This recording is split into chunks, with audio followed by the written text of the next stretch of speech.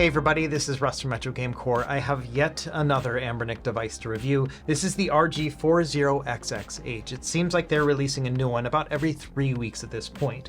Now, the thing that makes this one a little bit different from the others is that it has a 4-inch screen. That's what the 40 stands for. It is a 4:3 aspect ratio and also a 480p resolution. I wish it was a little bit higher for better scaling, but no complaints from me so far. Now, this handheld shares the exact same chipset we've seen with a bunch of other devices from Anbernic, including, the SB clamshell one, the vertical version, the tiny one, as well as the 35XX H. In fact, between the two, I think these are probably the most similar. This one's just going to be a little bit smaller with a 3.5-inch screen. Now, there are a couple updates with this new one as well, including stacked shoulder buttons as well as RGB lights around the sticks if that matters to you.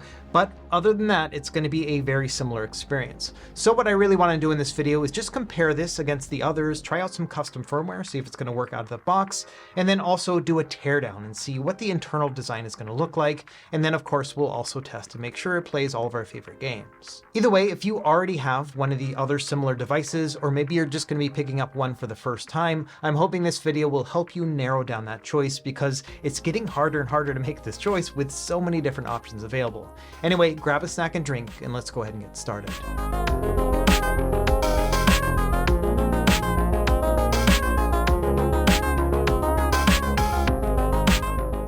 Okay, let's start with an unboxing, and this device was sent over by Anbernic for review, but all opinions are my own, no money was exchanged in any way, and they're not seeing this video ahead of time. The box itself is almost identical to all the other devices they've released, and you can see there's going to be 3 different colors available: gray, black, and blue.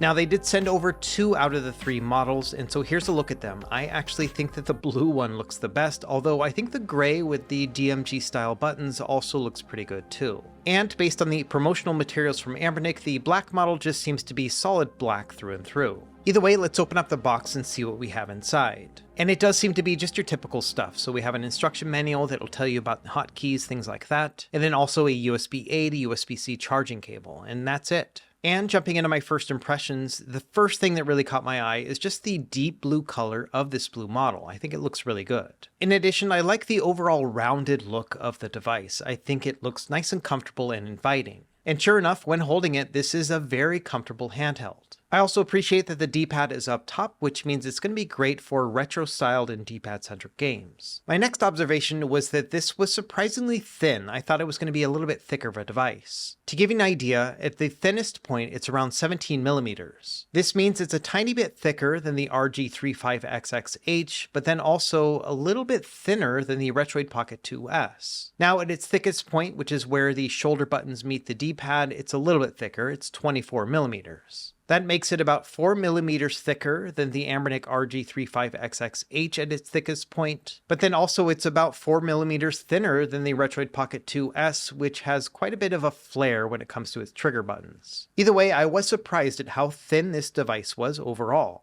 Now, we are going to go through every component here, but I do want to kind of change things up. So instead of going over buttons first, let's talk about the I/O up top. And it is pretty standard stuff. So we got our shoulder and trigger buttons on each side, and then also our power button, then volume up and down, and then we have our LED indicator. To the right of that, we've got a USB-C port for charging, and then to the right of that, we have our reset button labeled with an R. And then finally, we have our mini HDMI out port if you wanted to connect this to a TV or a computer monitor. Next, I want to take a look at the bottom. So first thing, we have dual stereo speakers, as you can see on each end, and then we have 2 micro SD card slots. One will be for the operating system and the other will be for additional games. And then of course in the center we have a 3.5 millimeter headphone jack. And while we're down here, let's do a quick sound test. We're going to do Streets of Rage 2 at 100% volume.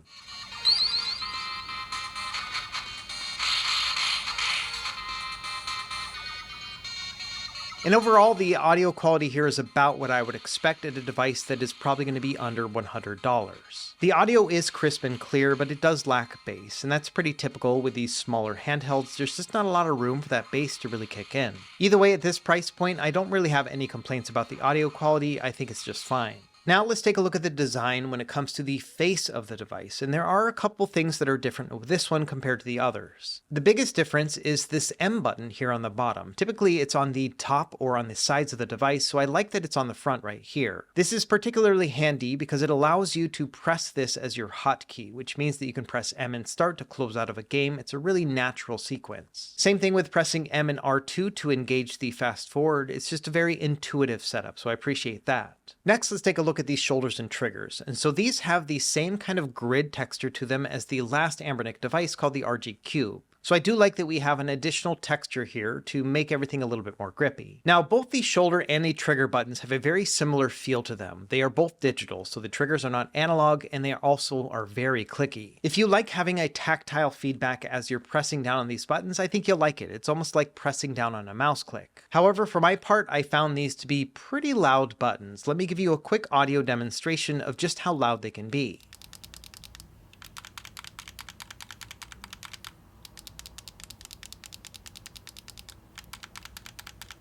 Now, clicky shoulder and trigger buttons is nothing new when it comes to Anbernic devices, so let me give you a sample of a couple others just so you know how they compare against one another.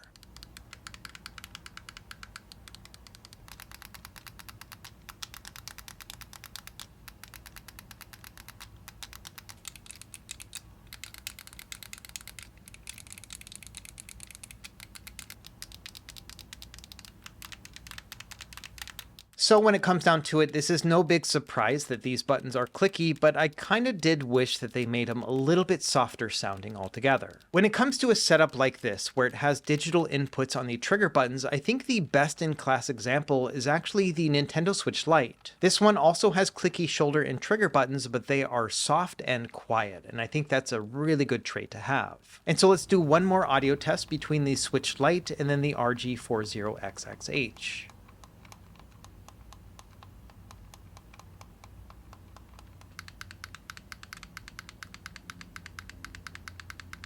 And so yes, long story short, I wish these shoulder and trigger buttons were a little bit softer and more insulated. Now, one good news story when it comes to these buttons is that the device itself doesn't rattle at all. In fact, it is pretty silent. Let's do one final audio test.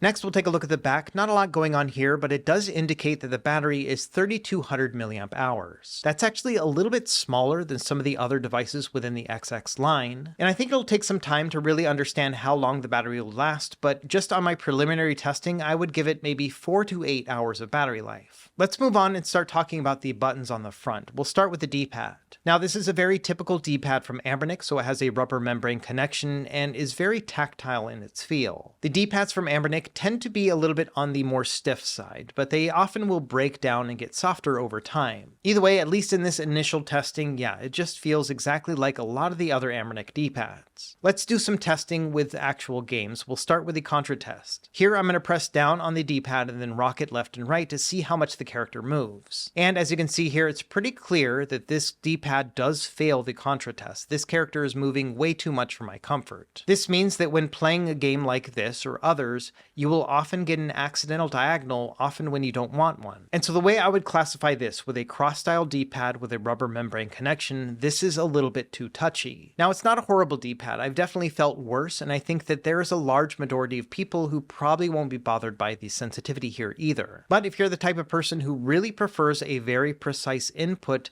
then this may not be a great fit. Now, on the other side of the spectrum, I also like to test it with a Capcom-style fighting game like Street Fighter 3. And here I'm testing just how easy it is to press a diagonal if I want to roll it, like doing a Hadouken or Shoryuken. And just based on a few minutes of testing, this one felt just fine. So when it comes to this type of games, when you want to hit a diagonal, it's going to actually work out pretty well. So it is going to be a bit of a mixed experience depending on the type of game that you're playing. If it's going to be fighting games, you'll probably have a great time. If it's a precision platformer, maybe not so much. Okay, now let's move on to the analog sticks. So these are a little bit unique as well. First of all, these are Nintendo Switch style Joy-Con sticks, and so they're very close to others that have been released by Anbernic before. And even though these do have RGB lighting around them, the analog sticks themselves are not Hall sensors like on the RG Cube. Instead, these look to be the same cheap sticks that have been used on other devices like the 35XX H. However, one interesting distinction is that these sticks do stick out higher than on the RG35XX H, and I assume that has to do with the housing around them because of that RGB lighting. Either way, if you do want to have a little bit more control in the sense that the stick sticks out more from the device, then this might be a good fit for you. However, one of my concerns is that the sticks might get in the way now that they're more prominent. And after doing some testing, I found that yes, your thumb will probably press down on the stick when you're pushing on the face buttons, but it never gets to the point where I felt like it was in the way. And so in the end, I actually don't mind that the sticks stick out a little bit more because it doesn't get in the way of my actual gameplay. Now, much like with almost every other Anbernic stick, these have a lot of cardinal snapping. If we pull up the PSP calibration tool, you can see as I move around in a circle, it really focuses on 8 different directions: the north and south, west and east compass points, but then also the diagonal squares as well. And like I mentioned, this is pretty typical with Anbernic sticks. They just seem to always have an issue with cardinal snapping. In addition, these sticks really want to go from just 0 to 100, and it's hard to get any sort of input in between there. And so again, much like with other Anbernic sticks, it almost feels more like an 8-way joystick than a true analog input. And this can be a good or a bad thing depending on the type of games that you plan on playing. When it comes to playing arcade games, those that actually used an 8-way joystick, it feels just fine. I have no problem playing arcade games with a stick like this. However, when playing the few systems that'll work on this device with true analog input, something like Nintendo 64 or Sega Dreamcast, yeah, it does feel a little bit stunted when you're playing it. Instead of having a fluid analog input where you can move the character wherever you would like,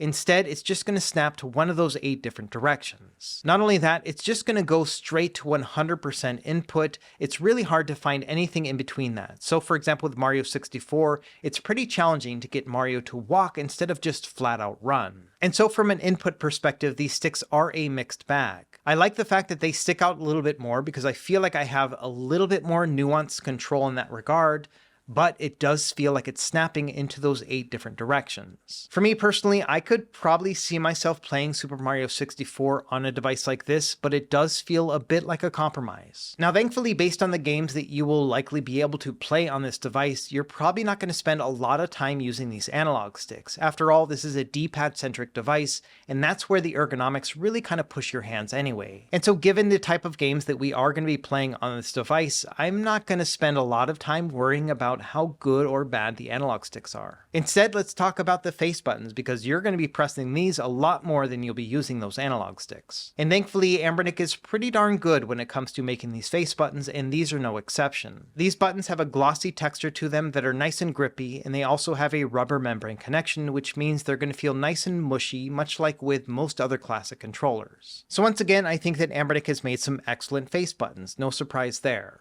And then finally, on the bottom right, we have our select and start buttons, and I don't really have an opinion about these one way or another. They definitely work just fine. They're a little bit clicky, but not too bad. And so really that's about it when it comes to the controls. I think that mostly this is a pretty great setup. Now, in terms of ergonomics, this is an insanely comfortable handheld. I love the fact that it's so rounded on each of the ends, and so it just feels very natural to hold. The fact that we also have these stacked shoulder buttons on the top means that we have an easy place to rest our index fingers, which gives us lots of room overall to just hold this device. And given the fact that we have that 4-inch screen, the device is a little bit larger, which means that it's more comfortable to hold, and I think it's going to work better for a variety of different hand types. Either way, yes, this is easily one of the more comfortable devices I've ever used from Anbernic. It's nice and rounded, and everything just fits into place. So next, let's move on and talk about just how big this device is overall by doing some size comparisons. We'll start with the very smallest and work our way up. So first we have the Anbernic RG40XX H. This one has a 2.8-inch screen, and as you can see, yeah, these are completely different categories here. I would say its main competitor is going to be the RG35XX H. This one has the exact same chipset, but a different design and a smaller screen. This one is 3.5 inches, and you can also see that the device is quite a bit smaller as well. Sticking with the same chipset, here is the RG35XX SP. Now, due to the fact that it's a clamshell, when you close it up, yeah, it's a lot smaller than the 40XX H. And honestly, even when you open it up, it's almost about the same size as well. And so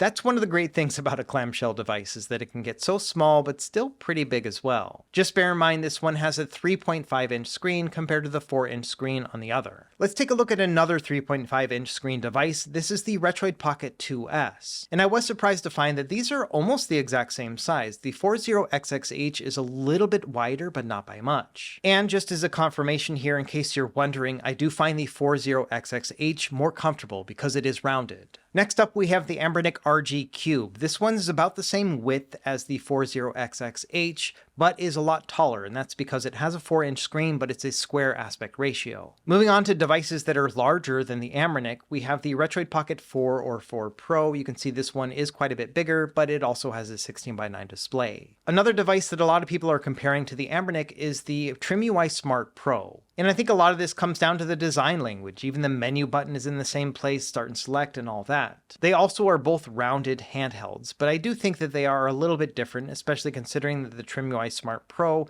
does have a 16:9 aspect ratio display. Now let's talk about weight. So this weighs just over 200 grams altogether, which is almost exactly the same weight as the RG35XX SP, as well as the Retroid Pocket 2S. And at 200 grams, this makes it about 50 grams lighter than the Anbernic RG Cube, but then also about 20 grams heavier than the 35XX H. Along those same lines, other devices that are lighter than the one we're reviewing today include the vertical 35XX as well as the 28XX. So putting it all together, I would say this is a very comfortable device thanks to the fact that it's a little bit on the larger size, and I also love the fact that we have a 4-inch display. And even though those two components, the fact that it has nice ergonomics and a bigger display, does make the device overall a little bit bigger than the more pocketable options from Anbernic, I still would consider this to be a pocketable device. Part of that has to do with the fact that it is impressively thin for its size, including the fact that it has those stacked trigger buttons. Now, of course, bear in mind that I am wearing shorts. It is summer here in Hawaii, and I'm not going to be putting on pants for a few more months. But either way, I still think this is going to fit in pants pockets as well. Next, let's talk a little bit about this screen and some of the benefits of having a 4-inch display with a 4:3 aspect ratio. And the main benefit here comes from playing 4:3 content, which is the majority of the type of games you'll be playing with this chipset anyway. And even though the difference between 3.5 and 4 inches doesn't sound like a lot, when we're talking about a diagonal display, that actually does result in a lot more screen real estate. And for me personally, I've always found a 3.5-inch display to be just a little bit on the small side. So for me, 4 inches is just about perfect with this type of handheld. Even when comparing it against another 4-inch display like the square one found on the RG Cube, you can see that the 4:3 content on the device up top still looks a lot larger than it does on the RG Cube. And this is the largest 4:3 screen that we have on the market right now, and so it doesn't get any better than this, at least when it comes to 4:3. However, it's not a perfect display, and a lot of that comes down to the resolution, which is only 640 by 480. For many systems like Dreamcast and PlayStation, that's all going to scale just fine, but for others like Nintendo and Super Nintendo, it's not going to be a good fit. Here's a look at Mega Man X playing with integer scaling turned off, so it's going to blow up the full screen, and we don't have any shader applied. And you can see that the pixels are imbalanced, especially when you look at the life bar on the left. And that's because a 480p resolution just doesn't scale very well when it comes to Super Nintendo games like this. Ideally, we would want something like 720p, which is going to give us more pixels to work with. Now, there are some workarounds. For example, I prefer to use the Pixelate shader, which is found within RetroArch. This is going to balance out the pixels, although it will make the image just a little bit less sharp. I still think it's definitely playable. And so generally when I play Nintendo and Super Nintendo, I like to apply a shader like this just to make sure everything looks nice and balanced. Okay, next let's talk a little bit about the stock software experience. Now, the device is going to come with a 64GB card, and they've been using a high-end card called Kioxia lately, and these are pretty stable cards. Now, the software itself is the exact same as it's been with the other XX devices, so I'm not going to spend too much time on it, especially because I've already made full written and video guides about this software experience. And I'll leave those linked down below if you haven't checked them out already, but let's do just a quick overview of what to expect when you first turn the device on. On the far left, we have what they call game rooms. This is going to be standalone emulators, and to be honest, I do not recommend using these at all. And that's because in the second column, we have what they call RA games. This is mostly going to be your RetroArch cores, but then also some standalone emulators too. And in general, these have the best features as well as the best performance. So I would launch your games from here instead of from the other one. To the right of that, we have our App Center. Within here, we've got an MP3 player, a video player, and an ebook reader. But then also on the bottom, there's something called the App section, and I do recommend checking this out as well. Here you can make all sorts of adjustments within the software, but the most important one for me is the one that's called Quick Shutdown. I recommend going in here and turning this on. That means that anytime you're in a game, you can just tap the power button, it's going to shut it down, and then when you turn it back on, it's going to go right back to where you were. Further down in the main menu, we have our favorites section, so you can add any game here just to make it a little bit easier to find. You've also got a history section where you can find your previously played games, and then also a search function. If you don't want to navigate through every system, you can just search for your game right here. And then finally, on the far right, we have our settings section. There are a couple things here worth noting. The first is the lock screen. This is going to be set to 1 minute by default. That means the device will just shut off the screen if you don't touch it for a minute. I personally like to set this one to never. You can also adjust the brightness of the display, although there is a hotkey to do that without having to go into the menu. Additionally, there is one new section specifically for this device, and it's the LED settings section. Within here, you can turn off the RGB lights if you don't want to see them, but then you can also adjust the patterns and the colors and the brightness as well as the speed all within here. And you've got quite a few different options, including the ability to just set it to one specific color and leave it like that. Either way, if you do want to mess around with your RGB lights, this is the section you would go into. And then finally, one other thing worth noting, if you don't like to hear that sound when you're navigating through the menu, you can find that within the settings. It's called button sound. Just turn that off and it's going to be silent when you move up and down throughout the menu. And really, that's about it when it comes to operating the stock software experience. If you want to learn more, I'll have my guides linked down below. Now, one of the benefits of this device using the exact same chip as other devices within the same line is that custom firmware has already been developed for those other devices. And I went ahead and tested all the other custom firmwares that are available, including Newly and MuOS and MinUI, and unfortunately none of them are working with this device right now. I assume this has to do with the display driver. I think this one is a native landscape display, and so as a result, yeah, they're just not working out of the box. It is going to take some time for the custom firmware developers to develop for it. And so really, I think it's just a matter of time before this device will also work with those other operating systems. Okay, before we jump into game testing, I want to take a moment and pause and talk about something that I'm calling Portgate. The idea here is that every time Anbernic releases a new product, there's always some sort of weird controversy or fumble with the release, and this one is no exception. The most recent issue has been with the RG Cube, which I went into detail about in my full review, but essentially there was a bunch of light bleed around the edges of the screen, and it's still a crapshoot whether or not you're going to get that light bleed either. And so there is a risk when it comes to buying one of these devices, and we still haven't gotten any definitive answer about what's supposed to be going on with it. Most recently, I've been hearing about the RG40XX SP. Apparently, people have just been charging this, and it is making like chips blow up on the device. One guy even had his catch fire. And so I'm not sure what's going on here. I am not an electrical engineer. I'm not qualified to talk about it, but I think it has something to do with just cheap components that they're using when it comes to the charging mechanisms that they have within these devices. And I'm not sure why the SP in particular is having these issues, if it's something to do with just the form factor or maybe the components that they used in it, but either way, there is some small risk with that as well. They've sold tens and thousands of these, and I've seen like 3 cases altogether, but still, anything above 0 is a little bit scary when you think about charging this thing that might blow up someday. And so those two issues are definitely like quality related in terms of just what went wrong with those devices, how Anbernic is going to fix it, and just their lack of communication in that regard. Now with the new 40XX H, it's a totally different story. This has nothing to do with hardware, but rather just Anbernic's approach, especially when it comes to copyrighted materials. Now to be perfectly clear, when you buy this device or any other device in the XX line, it's going to come with a 64GB card inside. It's going to be preloaded with a bunch of ROMs. That is super shady, and I've never been an advocate of that.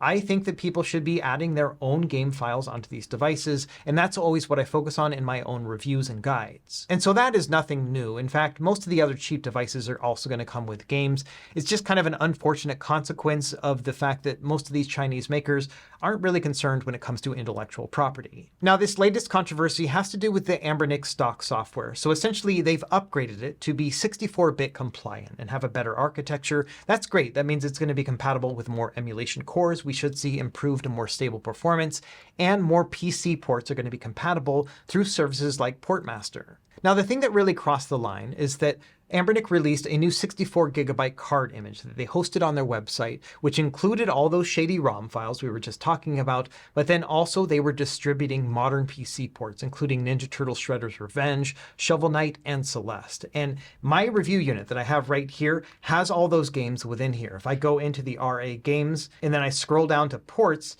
you can see that right here, like there's Celeste right there. If I turn this on, it's going to start the game right up.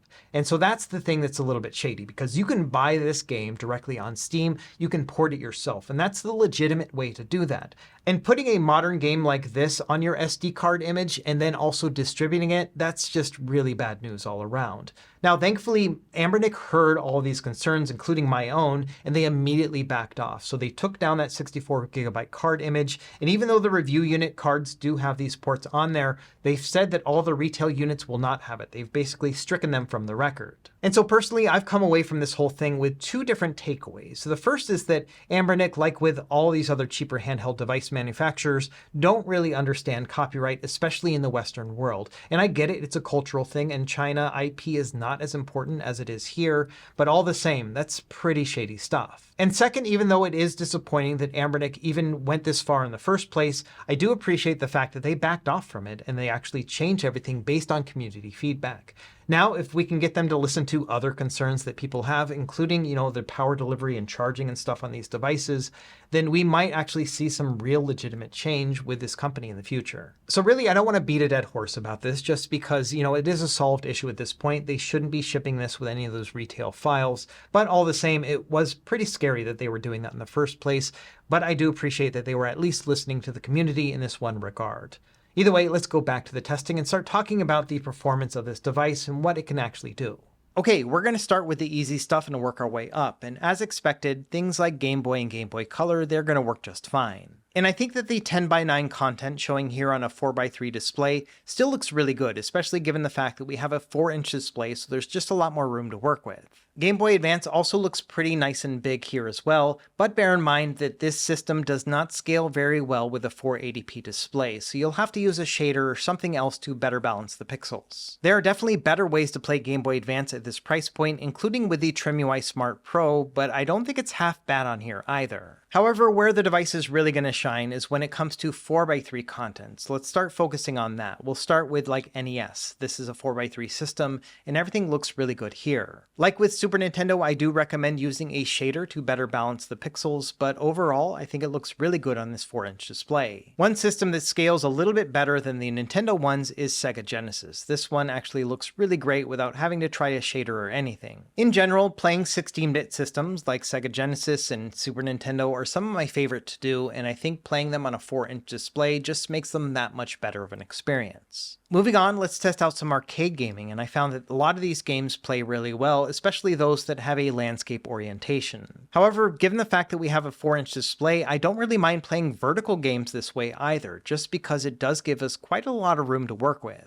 Moving on, let's talk a little bit about Nintendo DS. Now, thankfully, this one also is a 4:3 system, and so everything's going to scale nicely here. The big problem here is going to be that we don't have two screens like the original DS, so you will have to swap between the two different screens depending on the game that you're playing. In general, I think you'll have the best experience if you're playing a game that only really focuses on one of the two screens, and you can use physical controls instead of a touch screen. And that's because this screen is not a touch display, and so if you do want to actually use touch inputs, if you're playing something like Nintendogs, then you'll have to use the stylus cursor by moving around the left analog stick, and then you'll press down on the right analog stick to actually tap it. And so it is possible to play touch input games, it's just not going to be an ideal experience, especially compared to the original hardware. Moving on, let's talk about 32-bit and beyond systems, starting with Sony PlayStation. And in terms of performance, this thing can play basically everything under the sun, so I would recommend going into RetroArch and turning on enhanced resolution, which will push the pixels to 480p. And even then, just about every game is going to play at full speed, so this is going to be a great PS1 experience. Now after that, things get a little bit wonky. For example, with Nintendo 64, not every single game is going to play at full speed, although most of them will. And so the way I see it, if you love Nintendo 64 and you want to make sure that every single game is going to play perfectly, this is not going to be a good fit. It just doesn't have that much power. However, most games are going to be pretty playable. And it's a very similar story with Sega Dreamcast. Most of the games that you play on here are going to work fairly well, but you have to bear in mind that the emulator here is going to be running with an auto frame skip. So it's not going to be a super fluid 60 frames per second, but I would consider most Dreamcast games to be playable on this chipset. And then finally we have PlayStation Portable, and this one's a bit of a mixed bag. To start, I do want to highlight the fact that a 4-inch display like this, even though it is 4:3, still looks pretty good when it comes to 16:9 content. I found that I don't like playing PSP on a 3.5-inch screen, but a 4-inch screen like this is just barely cutting the mustard. So at least from a graphics perspective, I would be comfortable playing PlayStation Portable on this device, but the performance will be a little bit of a mixed bag. When it comes to 2D games, things like this Mega Man X game, yeah, these are going to play mostly well, and every once in a while you'll find a rare game that actually can do even a 2x resolution. It's pretty impressive. But just bear in mind, this is not going to be the majority of games. I would say a full half of games are going to have some sort of compromise here or there. Something like Ridge Racer is a great example. This game will mostly play pretty well, but on certain turns and with certain graphics, it'll bog down to like 40 frames per second. So many of these PSP games are going to be mostly playable with some hiccups here and there. But then also bear in mind that I would say maybe the top 20 or 25% of games are probably not going to be playable unless you have some serious intervention like frame skip. So in general, among the systems beyond PS1, I would say that PlayStation Portable is probably the worst among them. Each of these are kind of bonus systems, but this one's a little bit more bonus than the others. Okay, one other thing to note, in my testing, I found that the right side of the device, which is the left side here when we're looking at the back, gets pretty warm when you're playing. I found that it kind of kicks in when you start playing around Super Nintendo level, and everything beyond there just gets a little bit more warm. Now, none of this got to the point where I would say I was uncomfortable, but it was definitely something I noticed from Super Nintendo and beyond.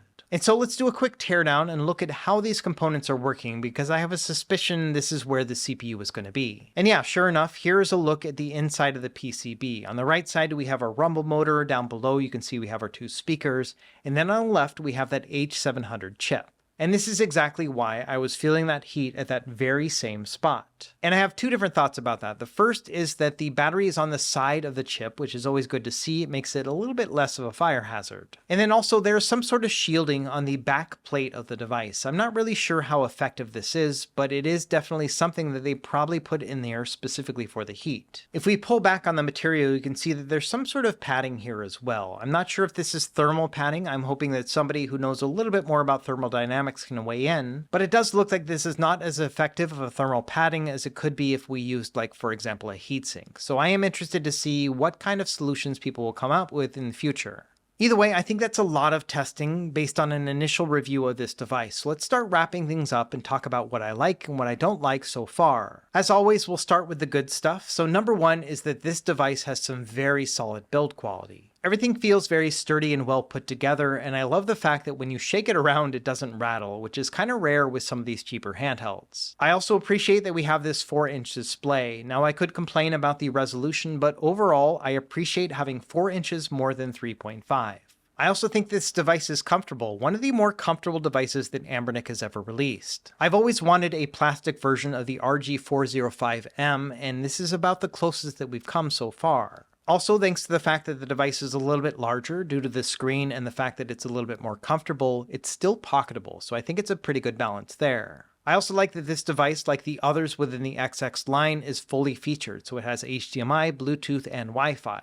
And some of these features I still need to test before I do a final review, but before we get to some of those things, let's talk a little bit about what I don't like about it so far. And number one here is the touchy D-pad. I think it's really going to depend on the type of game that you're playing, but yes, this one absolutely gets accidental diagonals. I also found that the device gets relatively warm, which is a bit of a pet peeve for me, and it really starts around the Super Nintendo level and then just kind of goes up from there. And then finally, the other thing that is kind of a nitpick is the fact that this is just a very saturated market, and a lot of that is Anbernic's fault. At this point, they've been releasing devices at a breakneck pace, about 3 weeks per device. And this can be a good thing if you're just now getting into handhelds and you want to make sure you get the one that fits you the best. But the problem is that there's a lot of fatigue with everyone else who's already bought a similar device over the past couple years. Every time Anbernic releases a new device, it seems to be a little bit of an upgrade, but it also is kind of incremental, and so sometimes it just doesn't justify buying a whole new device just because a couple things are better than previously. Not only that, the insane pace that they have been releasing all these devices means that nobody can really enjoy the ones that they have before a new one comes out and all that FOMO starts kicking in again. At this point, myself and many others just want time to play these devices so we can find out what we like and what we don't like before we move on to the next one. And so even though I do think that Anbernic made a pretty solid device right here,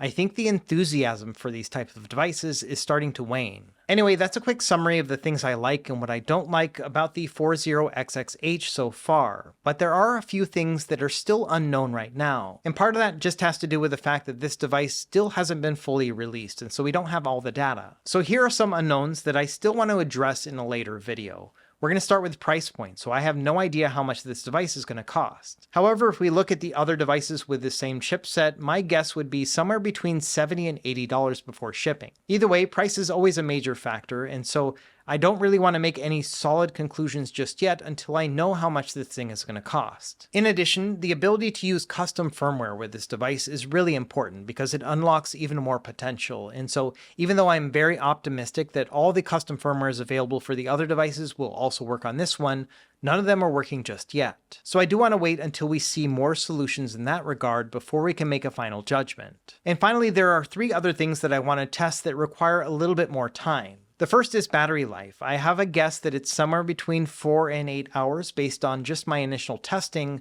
but it does take usually about a week to really get a solid answer. Same thing with charging. I want to make sure that I can test all the various things around it, including things like the cables as well as plugs. So be on the lookout for that in a future video as well. And then finally, I just didn't get to it, but I also want to make sure that HDMI, Bluetooth, and Wi-Fi work on this device like they do on all the others. So as it stands, I would consider this to be maybe a 90% review. There are a couple unknowns we still need to address, and I'll do that in a future video about when this device will actually launch. As it stands, based on the information that we have so far, I'm pretty enthusiastic about this RG40XX H. Yes, it's the same chipset that we've seen before, and yes, it's a similar form factor, but I don't know, this one really is clicking with me right now. The big question is going to be whether or not this device is a good fit for you compared to all the others with the same chipset. And in most respects, it's going to come down to size as well as form factor. If you prefer vertical handhelds, I think it's a no-brainer. You can just pick up the 35XX Plus here on the left and you'll be good to go. Same thing if you're a fan of clamshells, it's a no-brainer to recommend the RG35XX SP. It's really going to come down to whether or not you prefer a horizontal handheld, just like I do. At that point, it's going to be a question about size. And I think that decision is 100% up to you. Do you prefer to have something more portable, or would you rather have a more luxurious experience? Personally, I'm not quite ready to make up my mind between the two, but I will say that just based off my initial testing, I am leaning more towards the 4-inch screen compared to the 3.5-inch one. And it's a really simple calculation for me in that I like having a larger screen, and I don't mind having a larger device as a result. And so, barring any sort of deal-breaking information we get in my final review, I'm pretty comfortable in saying that yes, this is a pretty hefty upgrade compared to the 35XX H. The big question is going to be whether or not you already own the old model, and whether or not it's going to be worth it to buy a completely new device just to get a larger screen and a little bit more comfort. So let me know what you think in the comments down below. Are you in that boat? Are you ready to upgrade to something like this? Or are you going to wait another 3 weeks until Anbernic releases their next one? As always, thank you for watching, and be sure to like and subscribe if you found this helpful, and we will see you next time. Happy gaming.